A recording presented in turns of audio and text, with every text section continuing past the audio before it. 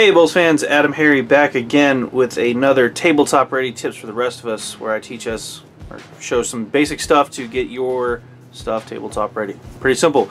I'm continuing today with our Hobby 101 tutorials of how to work with specific materials. Today I have a really cool project with Angron here from the Horus Heresy series from Forge World. Obviously, today we're covering resin. So this is a big one for a lot of people. If you are interested in working with Forge World stuff, I'm just going to go over some real basic stuff when working with resin. Obviously you got Angron here, so it's pretty cool. First off, resin, don't be intimidated by it. Number one, it's just like any other material. It's going to take some practice working with, but it does have a couple little quirks and kinks that you may want to be aware of when working with resin. So I'm just going to dump out some of this stuff here. There's the bad boy himself. There's Angron. So let me set this stuff to the side real quick. So, working with resin. Couple of things I want to call out. Resin is a heat sensitive, temperature sensitive material. What does that mean? That means you can really affect how the modeling process goes together with heat or cold.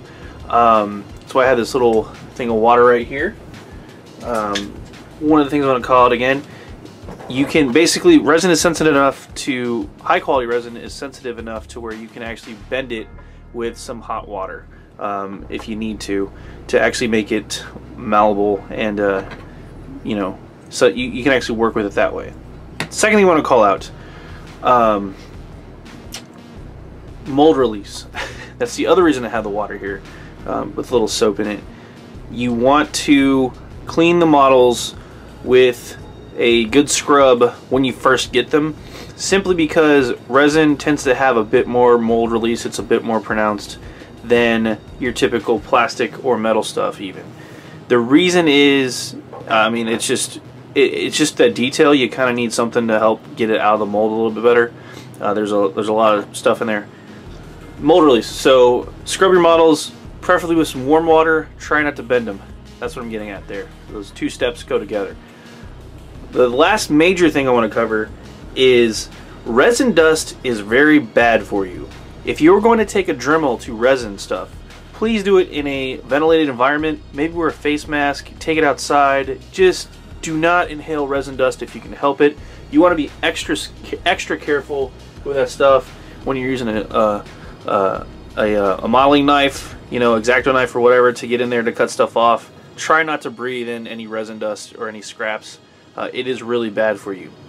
Those are the three big key things. One other tip I got from Gentleman actually was what he likes to do on flat surfaces for gap filling is actually to use super glue and then file it all down to get the surface smooth. So with that said, I'm just gonna take this guy here. I'm not gonna do the whole model because that would it's gonna take me a while to build it the way I want to build it and make sure it's all clean and everything. But I'm just gonna take this guy here, one of the corpses. I'm just gonna show you what I'm talking about. Let me pause real quick and get my tools out. Okay, so my tools list for this is not there's not a bunch of stuff you need, but a couple of things. You're gonna need your trusty clippers. You're gonna need an X-Acto knife, some type of modeling knife there.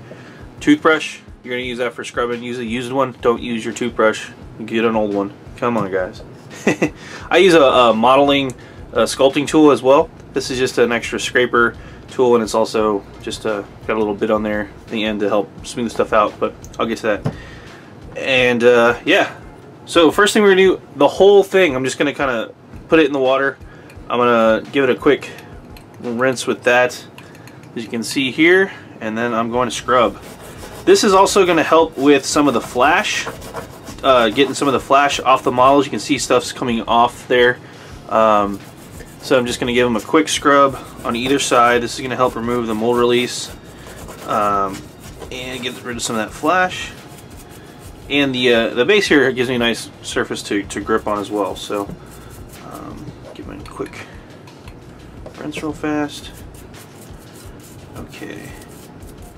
Now, another important thing is you want to make sure the model is dry before you start gluing anything together. I'm not going to glue this guy together. I'm just going to clean him off the rest of the way here. So, get my trusty clippers, and again, facing away from the model, The part that's going to get scrapped, I'm going to use the angled part, and the flat part's going to go against the model, the part I want to keep. So I'm going to use that to clip right there. It's gone. And then I'm just going to clip that completely off so I don't have to worry about it getting in my way anymore. Same deal with the feet. So I'm going to go right in there, make sure it's flush against the model. Nice and flat, good to go there. And then this part actually already broke off, so I'm just going to clip that as well. So now we've got that. And the last foot needs to get cut off. Or cut free, I suppose. Oh no, my clippers won't fit. What do you do? Well, I could wedge it in there. It kind of fits now. But use my X-Acto knife. Just going to kind of wedge that in there and then work that. I'm going to do this off camera because, again, safety first. I don't want to cut my hand and it'd be really embarrassing to be bleeding all over the place. So let me pause real quick and I'm going to cut this off. Alright, I've got them completely separated from that handle base thing, and now I'm going to clean up the rest of the model. There are some mold lines.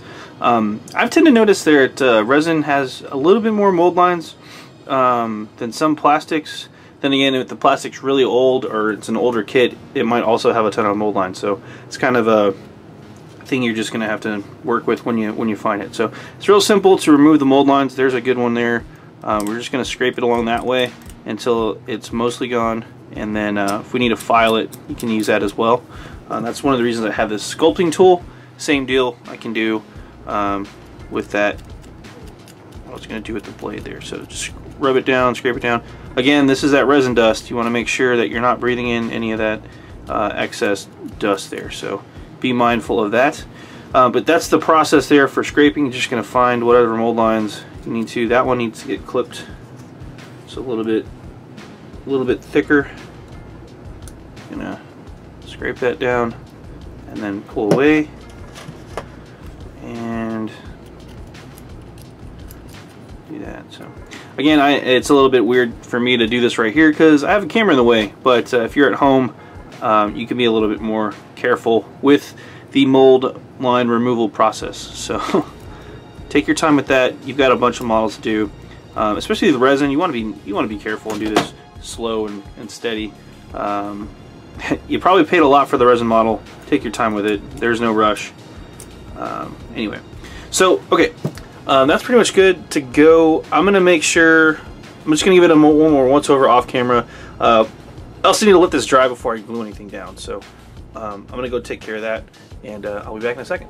As I finished letting this guy dry, I did go back through, and there's a lot of little burrs and everything to actually clean off of him. So that's very important. Again, just make sure you go over it with a small microscope if you need to, or whatever, and just pick off all the little burrs. There's a ton of them on these resin models. I don't know if that's just because of the casting process or the material, but just make sure that you are taking care to clean the models correctly. You'll get the results in the end will be much worth it, much appreciated. So that said, I also realized when I let this guy dry off here a bit, I don't really have much to glue him to. He's part of the base. He's one of the guys getting flung off, and I don't want to glue him down to the base until I know exactly where everything goes. That said, I do want to go cover the gluing process really quickly. Number one, with glue, with resin, you want to use a super glue, not a plastic glue. Plastic glue will not work on resin. It's not going to break it down and bond it like it will with plastic, obviously. So use a super glue, something that's going to cover most materials. This is good for plastics, pewters, metals, yeah, polystyrene, stuff like that. So I also like to use the instant set stuff. You've seen this before. I've showed this stuff off before. Instant set just helps it set quicker. It's fairly cheap, and I've definitely got my money's worth out of it and saving me time. It also smells kind of funny, but don't huff it. That's bad for you. So that said, same process. I would, if I was going to glue this to something, I would put the glue on the points that are going to attach. See if I can. So this bit right here, this is Angron's arm.